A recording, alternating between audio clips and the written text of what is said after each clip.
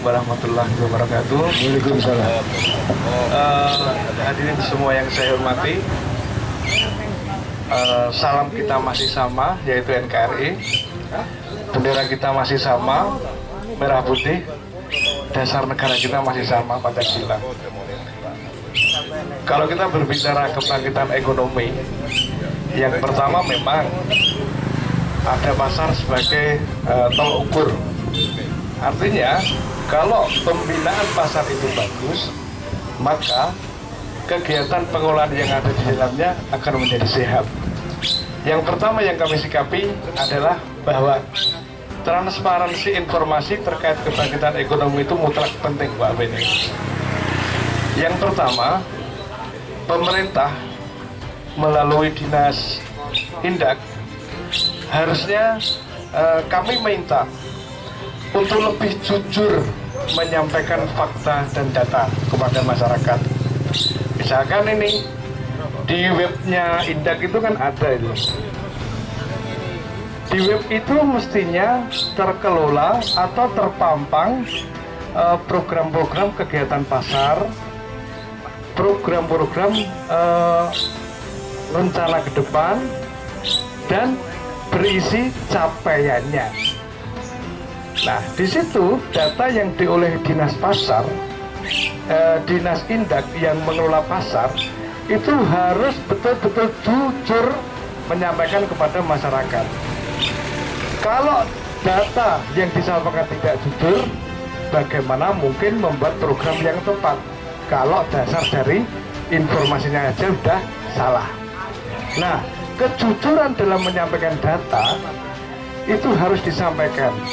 Sehingga melalui webnya Indak, ketika masyarakat membuka apa sih sebenarnya program dari pasar tersebut, maka masyarakat menjadi mengerti, Pak Beni. Masyarakat menjadi ikut ambil peran serta. Oh, kalau pemerintah mempunyai program seperti ini, saya akan mengambil peran seperti ini. Tentunya seperti itu. Sehingga apa yang mau ingin dicapai oleh pemerintah, masyarakat itu akan mendukung. Begitu. Nah, selama ini webnya Indak itu saya buka itu setengah mati, sulit dibuka. Akan tetapi ketika dibuka, isinya itu hanya profil. Ada profilnya. Jadi laporan Indak, kembangannya nggak ada ya? tidak ada capaiannya, sehingga masyarakat tidak tahu sebenarnya sejauh apa sih capaian dari Dinas Indak itu, kita semua nggak tahu.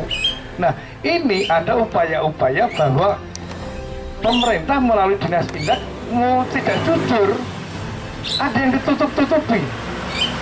Misalkan jumlah los kios di pasar baru itu berapa, jumlah pedagangnya berapa, masukannya berapa, dari parkir berapa, itu jujur.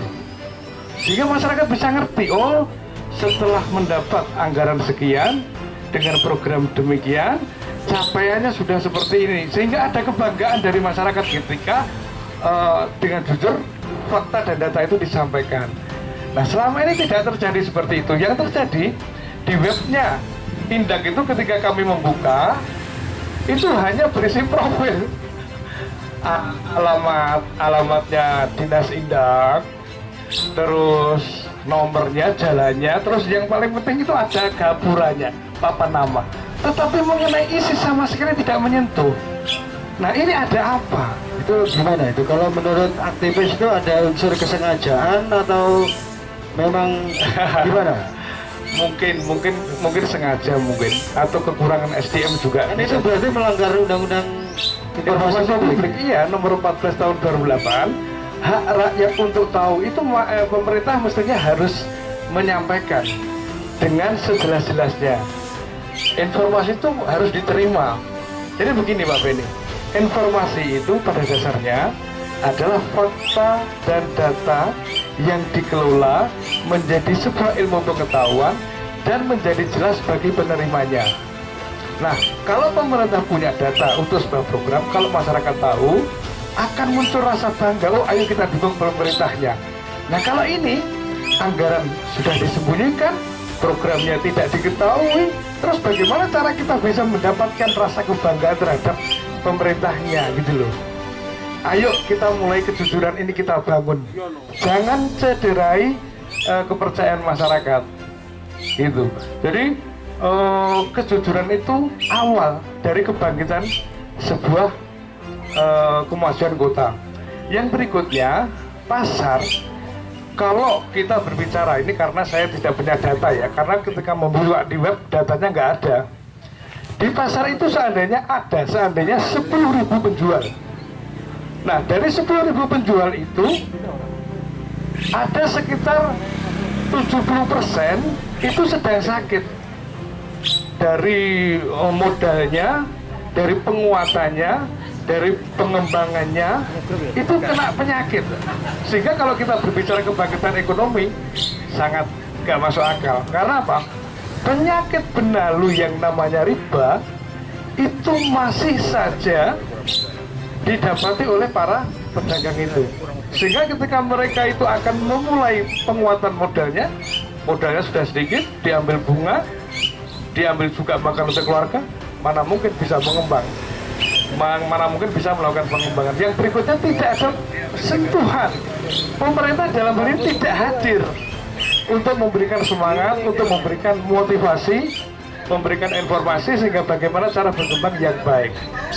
Saya pikir seperti itu Pak Beni, situasi dari kalau kita berbicara kebangkitan pasar sayur, memang sudah saatnya pengelolaannya dilakukan dengan data yang jujur, gitu Pak Beni. Oke, terus kira-kira harapannya Pak Rudi terkait pengembangan dari pasar sayur ini. Sementara kan pemerintah kita sudah mengembangkan, ya walaupun masih apa ya, seperti pasar baru, walaupun masih bentuknya face up ya, apa wajahnya aja, tapi sehingga menimbulkan kecemburuan untuk pasar sayur. Kira-kira harapannya seperti apa? Iya. Kalau diusulkan kepada pemerintah bagaimana? Kalau pemerintah itu menjadikan pasar sayur ini lebih bagus dalam hal fisik dan pengelolaannya, saya berpikir anak saya mengatakan tidak terlalu sulit. Karena pemerintah itu diberi biaya, diberi fasilitas, diberikan undang-undang sebagai backup untuk melakukan itu. Ditambah lagi dia kunker DL. Jadi ilmu itu bisa ditransfer untuk pengembangan di sini. Jadi kalau mengatakan pasar sulit, biaya besar, percuma kita membayar menggaji jenengan tinggi gitu loh. Kok sulit? Kenapa daerah lain menjadi bisa? Kok kita tidak bisa? Kenapa lebih memilih kepada hutan bambu yang 50 M yang kita tidak tahu kapan bisa merasakan hasilnya? Oke, bagus untuk generasi, tetapi kita butuh sekarang makan ini. Jadi janganlah Pak, kita harus adil Pak. Seperti itu Pak Beni. Kami akan meminta pendapatnya Pak Rudi, karena berdasarkan catatan kita, pemerintah itu hanya mengeluarkan biaya pengembangan dari pasar ini hanya bentuknya adalah kebersihan dan seperti apa. Ternyata setelah kita ketahui bahwa kawasan ini tidak pernah bersih, masih saja kumuh. Iya. Nah, kemana uang kebersihan itu? Iya. Jadi kira-kira menurut Pak Rudi harus disoroti bagaimana ini? Karena catatan APBD setiap tahun ratusan juta dikeluarkan untuk kebersihan pasar sayur. Ya, yang mana yang dibersihkan kalau keadaannya seperti ini? Bagaimana pendapatnya? Iya, itu sebenarnya jawaban yang sangat mudah kalau saya pimpinan ya. Tetapi kita menjadi tidak tahu karena tidak ada data yang kita bisa kita lihat. Sebenarnya kalau Pemkab melalui Indak Fair, sebenarnya dengan anggaran kebersihan yang sekian ratus juta, dengan lokasi yang harus dibersihkan sekian meter persegi, dengan jumlah karyawan sekian orang, saya pikir ketemu. Tetapi berkali-kali semua pertanyaan yang coba kita urai bersama itu mandeknya hanya di bagaimana kok pemerintah tidak mau menyampaikan informasi yang jujur kepada masyarakat. Kok selalu disembunyikan, itu ada apa gitu? Apakah ingin masyarakatnya tidak tahu? Apakah ingin masyarakatnya bodoh? Apa ingin masyarakatnya menjadi bingung? Nah, ini Bapak Bupati mestinya berani mencoba membuat terobosan bagaimana kita masyarakat Magetan menjadi pintar semua. Nah, kalau sudah pintar, pembangunan itu akan banyak yang mendukung. Mengapa sampai terjadi macetnya pembangunan? Karena apa? Informasi tidak sampai ke bawah, masyarakat tidak tahu, sehingga masyarakat masa bodoh. Masa bodoh karena tidak diajak ngopi bareng lah, ngobrol bareng lah, bagaimana ini kita secara bersama-sama karena majunya Magetan itu tanggung jawab bersama. Tidak seperti itu. Saya yakin, aku yakin, kalau pembangunan Magetan hanya diserahkan kepada Pemkab Magetan, saya sangat yakin tidak akan berhasil. Sekali lagi, tanpa peran serta masyarakat, tidak akan berhasil pembangunan itu. Seperti Bapak Ibu Saudara.